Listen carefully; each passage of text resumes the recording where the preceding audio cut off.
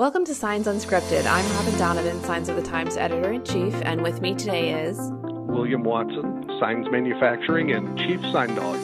And where are you located, William? We're located here in Dallas, Texas.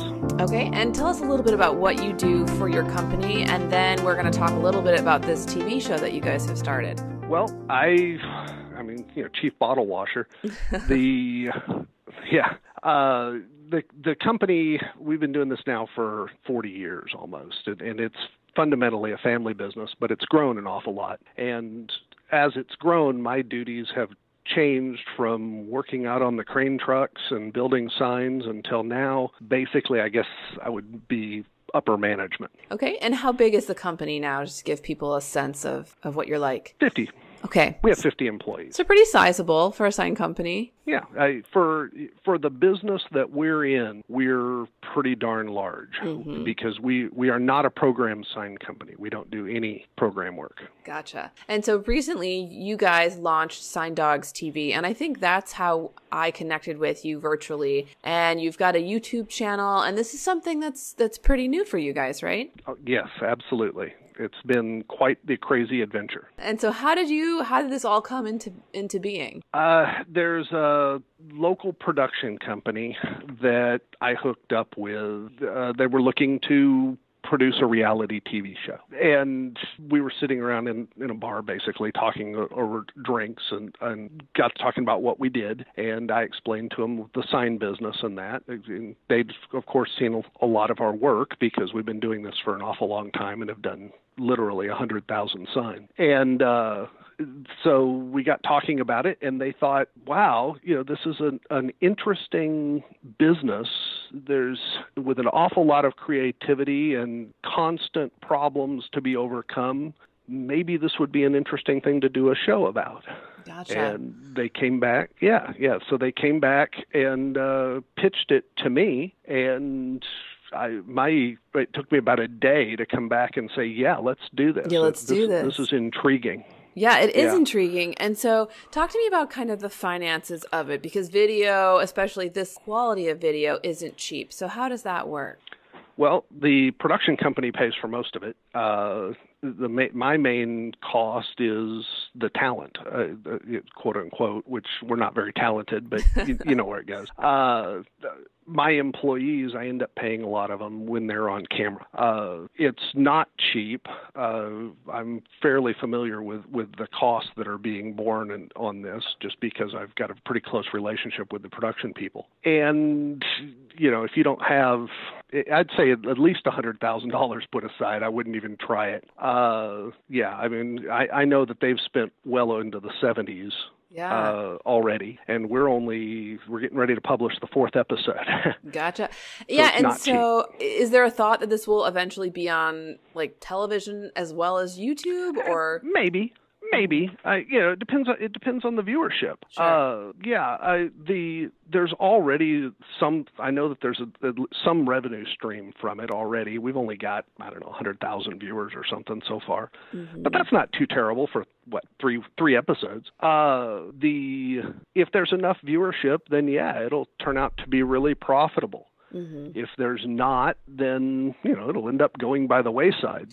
But either way, I'm going to have some pretty cool things to tell my grandchildren. Yeah, I agree. So talk to me about how you kind of get traffic for this and how traffic on YouTube is monetized, because I think a lot of folks are not going to be familiar with that. Okay. YouTube, basically the way YouTube pays, they will actually sell advertising for you once you reach 1,000 subscribers or 100,000 viewers. At that point, then they start actually kicking back advertising revenue to you, and it's just like anything else on the internet. It's based on either clicks or views. Unless you have a lot of viewership, around probably 600,000-700,000 to 1 million, it's really not going to pay back a lot. But the cool thing from the producer's standpoint, when we were talking about the business plan of this in the beginning, the cool thing about it is while we have fairly high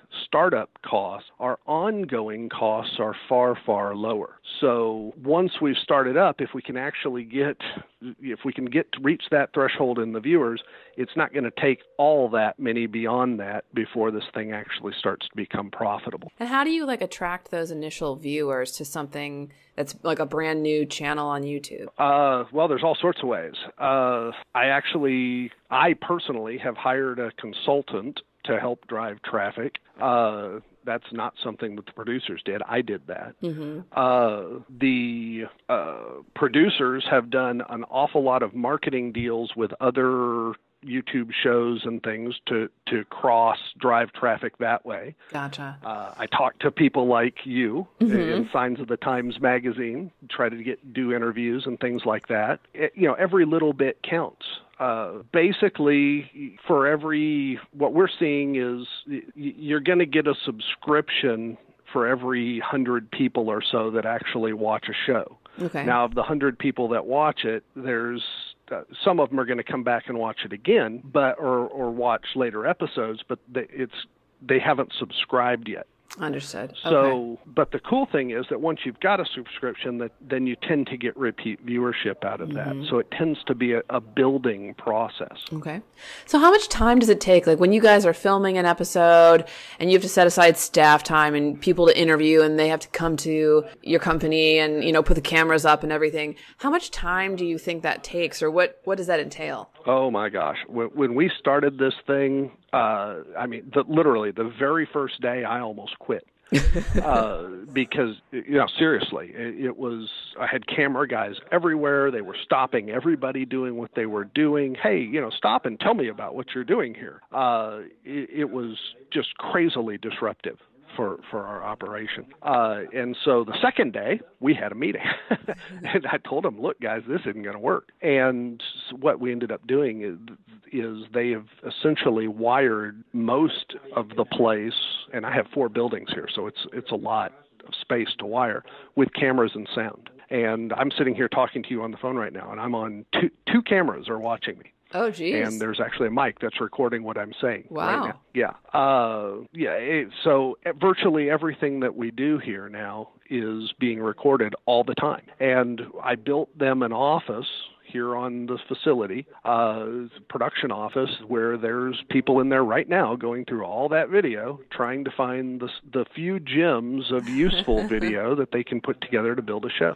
Very cool. And so when you think about your vision for this going forward, is this a marketing piece for you, or is it something for the sign community? Because I'm guessing that you're not just in this for YouTube clicks and views, right? You guys are making a profit through much different means. For me, it's a two-pronged marketing thing.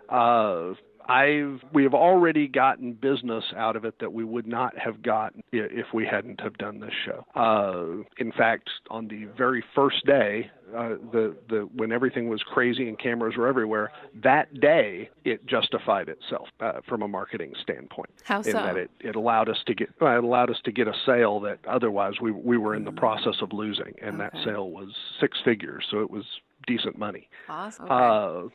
Yeah. Now, I mean that hasn't happened since, but not to that degree. You're only anyway. 3 episodes in here, so okay. Yeah. So what would you say? And we've got just like a minute left here, so I have a final question that is something that we run into on the journalistic end of covering the sign industry all the time, which is that a lot of sign companies are very concerned that if they share their work, that someone is going to steal all their secrets and their business is going to tank. So what would you say to those people? Because clearly you're allowing a lot of exposure to your shop and the way that you do things. What we do here is there's some significant differences between our business model and a lot of the sign industry.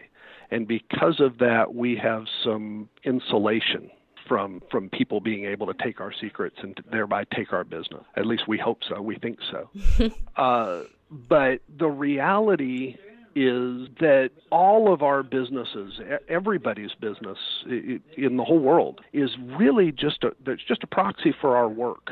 And our ability to sell our work comes from the fact that there are other people out there who don't know how to do what we do, and so consequently there's a tremendous demand for it. Okay? That isn't going to change. Whether somebody sees your secret or not, that's not going to change the fact we're blessed to live in the United States of America, and that's a pretty darn strong blessing. There's an awful lot of work out there. I wouldn't worry about it too much. Very good. Well, William, thank you so much for your time, and best of luck with Sign Dogs. Thank you very much. It's been fun.